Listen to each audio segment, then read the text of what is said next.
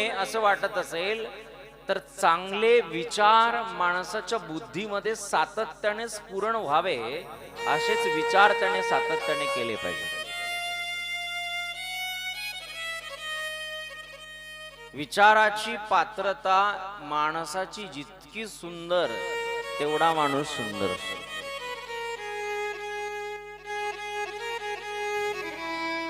चेहऱ्यावरून, डोळ्यावरून, तुमच्या त्वचेवरून, तुमच्या रंगावरून तुमची सुंदरता कधीच सिद्ध होत नाही. तुमच्या अंतःकरणाची शुद्धता किती आहे याच्यावर तुमची सुंदरता ठरते.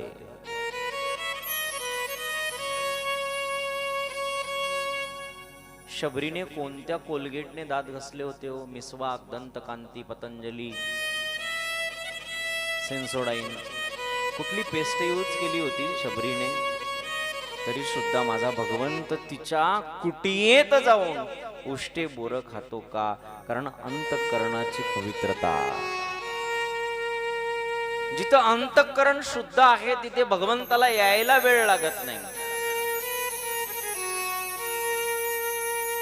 सर्वसामान्य पाहुणे जरी आपल्या घरी येत असतील, कोणाचा जर फोन आला आणि त्यांनी सांगितलं की आम्ही सुट्ट्यांमध्ये, दिवाळीच्या सुट्ट्यांमध्ये तुमच्या घरी येणार आहोत, तर अख्खं घर, घरातले लहानापासून मोठ्यापर्यंत, चला चला आपले मोठे पाहुणे येत आहेत, श्रीमंत आहेत, ते आपलं घर आवरून घ्या.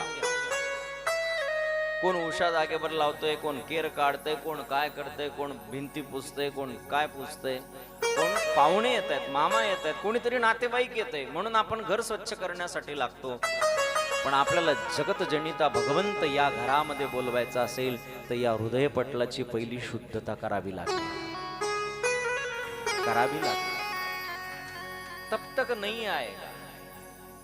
आप कुछ भी बाहर से कुछ भी दिखावा करो, उसे लेन देन ही नहीं है.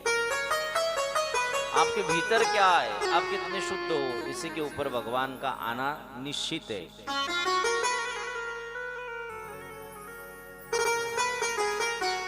आणि त्या अंतःकरण शुद्धीसाठी जर सगळ्यात मोठं साधन कुठलं असेल तर ती कथा आहे.